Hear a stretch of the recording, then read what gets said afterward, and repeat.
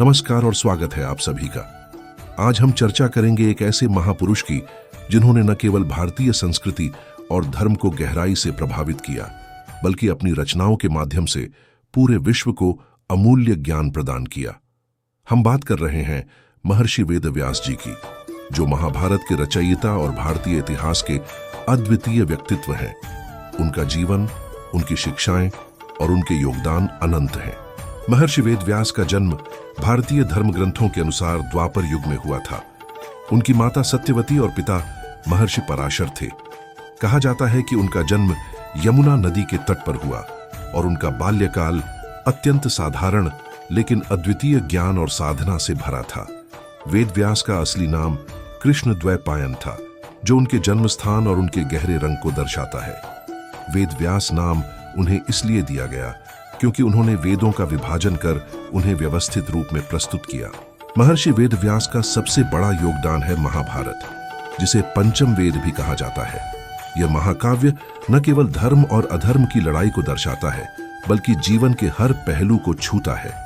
गीता का उपदेश, जो महाभारत का ही हिस्सा है, मानवता के लिए मार्गदर्शन का सबसे बड़ा स्रोत है। इसके माध्यम से वेदव्यास ने कर्म, धर्म और भक्ति का गूढ़ संदेश दिया। महाभारत के माध्यम से उन्होंने यह सिखाया कि जीवन में सत्य और न्याय का पालन सबसे महत्वपूर्ण है, चाहे परिस्थितियां कितनी भी कठिन क्यों न हो।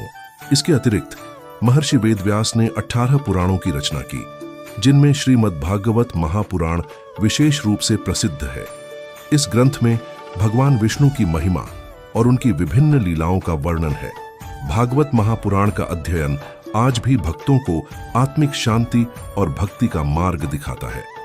महर्षि वेदव्यास की तपस्या और साधना भी अनुकरणीय है। उन्होंने अपना जीवन योग और ध्यान में बिताया और सच्चाई की खोज में लगे रहे।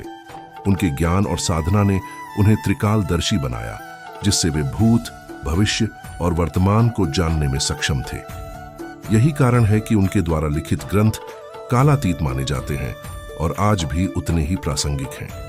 वेदव्यास जी के जीवन का एक महत्वपूर्ण पहलू उनका विनम्र और निस्वार्थ स्वभाव था। उन्होंने अपने ज्ञान को कभी भी स्वयं तक सीमित नहीं रखा। उन्होंने अपने शिष्यों को वेद, उपनिषद और अन्य शास्त्रों का ज्ञान दिया।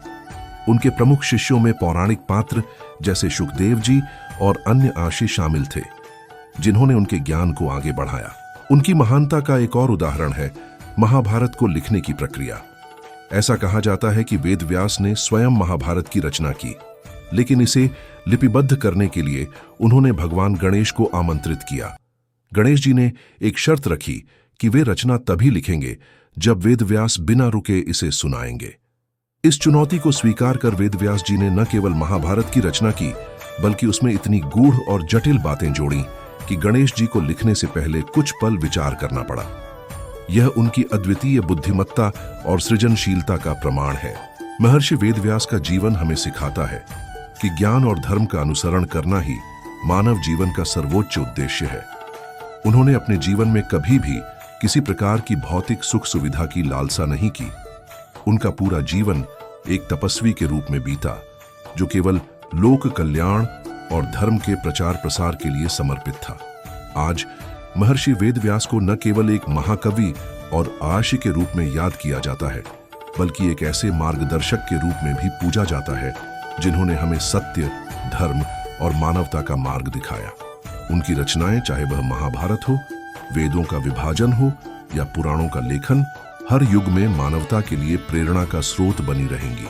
तो दोस्तों, महर्षि वेदव्यास के जीवन और उनके कार्यों से हमें यह प्रेरणा मिलती है कि सच्चे ज्ञान की खोज और उसका उपयोग समाज के कल्याण के लिए करना ही सबसे बड़ा धर्म है।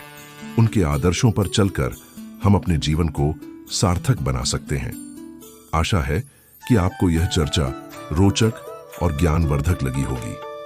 अब मैं आपसे विदा लेता हूं, लेकिन अगली बार फिर मिलेंगे एक और नए विषय के साथ। धन्यवाद।